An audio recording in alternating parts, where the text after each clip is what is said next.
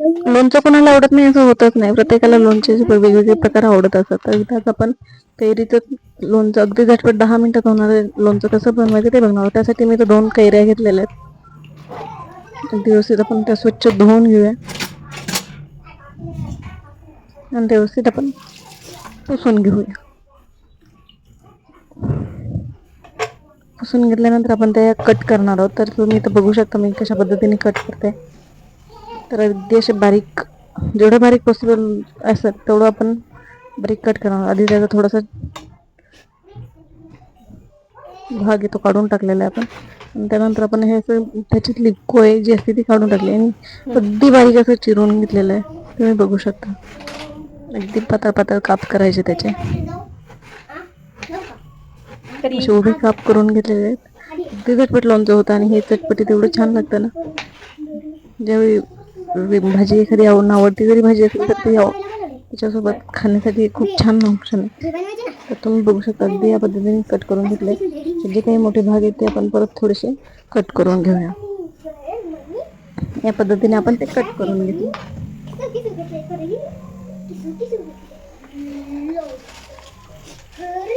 Video दाखवल्याप्रमाणे तुम्ही कृती करून ते व्यवस्थित कट करून घ्या. या पद्धतीने मी पूर्ण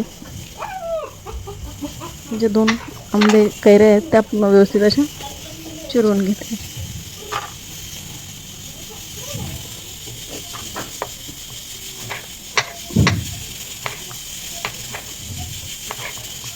अगदी तुम्ही बघू शकता अगदी या पद्धतीने कैरी आपली चिरून झालेली आहे.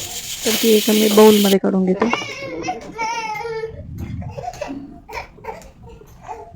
अगदी बाउलमध्ये अशी काढून घेतली आणि त्यावरच आपण एक असं फोडणी देणार आहोत जिरी मोहरीची.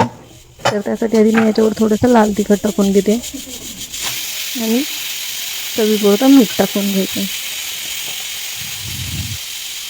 अगदी आंबट गोड तिखट अशी चव खूप छान लागते तिची. तर आपण हे आधी मिक्स करून घेऊया. व्यवस्थित असं मिक्स करून प्रत्येक भागाला लाल तिखट आणि मीठ लागलं जाईल अशा पद्धतीने मी मिक्स करून घेतले. तर आता इथं मी एका तडका पॅनमध्ये 1 चमचा तेल अगदी कडकडीत गरम करून घेतले. त्याच्यात मी इथं मोहरी टाकली आणि जिरे टाकलेत. अगदी चरचर असा आवाज येतो याचा आणि तीच फोडणी अशी लगेच टाकून घेतली. अगदी चरचर होतं ते आणि छान फोडणी बसते. ते आपण व्यवस्थित असं मिक्स करून घ्या. अगदी झटपट असं तयार आहे कैरीचं लोणचं. तुम्ही जेवणासोबत नक्की ट्राय करू शकता. तुम्हाला जर ही रेसिपी आवडली तर मनोज किचनला लाईक आणि सबस्क्राईब करा. तसेच ही रेसिपी तुमच्या आवडत्या लोकांपर्यंत शेअर करा.